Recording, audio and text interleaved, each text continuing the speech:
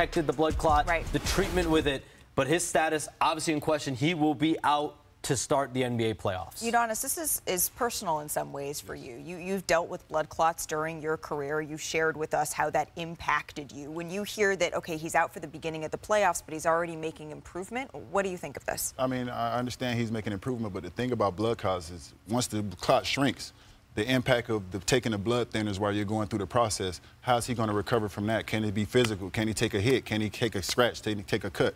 Those are the things that after the blood clot shrinks, a couple months after that, you still have to be careful because you've been taking those blood thinners for so long. I don't know if he comes back this first round. That's what I'm just being honest. I don't know if he comes back this first round, possibly a second round. I never played in the NBA. I did have a blood clot once, and there are very strict rules for a very good reason.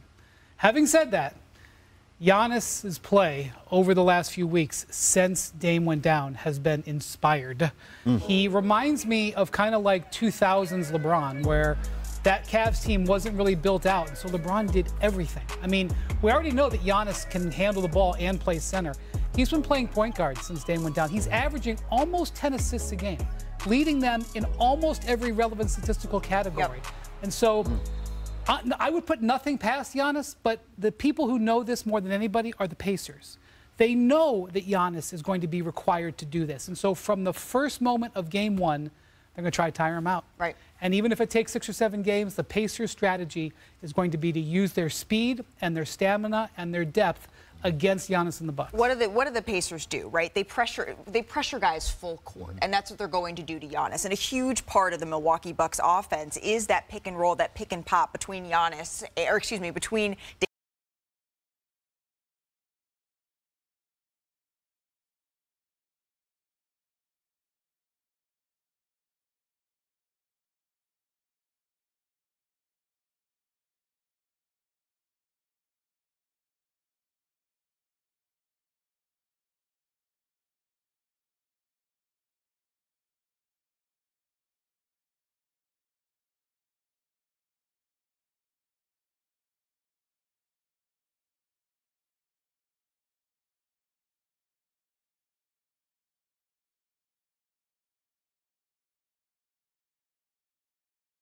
the league office as the executive vice president of basketball operations. But I think everyone thinks back to Zion Williamson, right? He's only been available in 45% of games since he's come to New Orleans. How will this hire impact Zion? Zion Williamson has had one head of basketball operations since he's been drafted, and that's David Griffin. So this is a complete shift. This is someone new that's going to be coming in to run this Pelicans organization.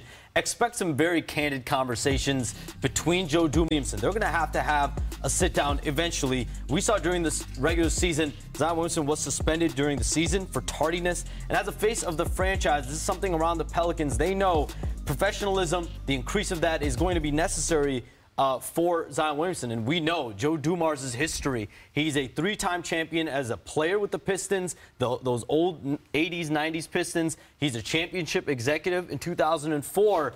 So he's going to bring a different level of authority and accountability, I think, in New Orleans. This is a different figure coming into this organization. From about 2000-ish to 2004, I'm not sure there's been an executive who's had a hotter run than Joe Dumars did. From the acquisitions that he made, the contracts that he signed, picking players who ended up overachieving, making smart moves, it set the Pistons up to a championship run. They made several different finals. They made, I think, the conference final 6.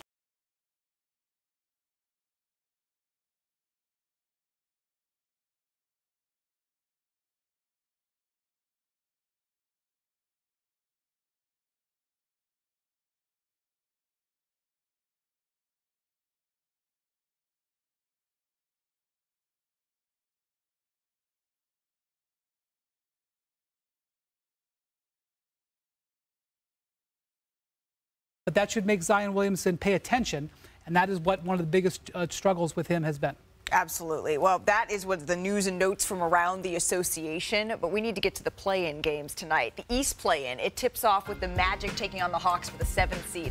The Magic, they're led by their front court duo, Paolo Banchero and Franz Wagner. They each had really strong seasons against the Hawks. They put up over 28 points per game in the season series. As for Atlanta, they are led by Trae Young. And Trae has increased his assists per game. I know we think of that deep three-point shooting, but his assists every year of his career and led the league this season over 11 dimes a night. But these two teams, they're meeting for the 5th time this season, and it'll be a battle of styles. The Hawks score the 5th most points in the league. The Magic allow the fewest points in the NBA. So, Udonis, is it going to be the Hawks offense or the Magic defense that's going to take this one? Yeah, you know I'm a defensive guy. It's the Magic's defense. I mean, I love the fact that they have length on the wings. That, to me, is the most important position in the NBA is when you talk about switching and guarding. Position in the NBA is when you talk about switching and guarding. They can eliminate a lot of triggers. I think they're going to put some size on Trae tonight, eliminate a lot of those triggers, and make other guys have to beat them. So they played a week ago, Malika, and it was a very important game because it was deciding maybe who was going to host this game. Both teams played all out. It was a highly competitive game. Paolo Banchero had a huge game. In that game, the Magic double-teamed Trae at key moments. And so what I would expect tonight is for this to happen again and for the Hawks to have some plays ready for you. You see right there.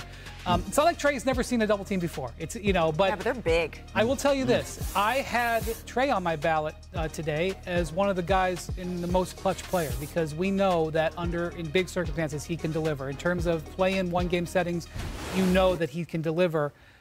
I think if I'm the Magic tonight, I'm making somebody else have that clutch moment. There are some guys on that roster. Onyeka Okongwu had a 30-point game against them last week.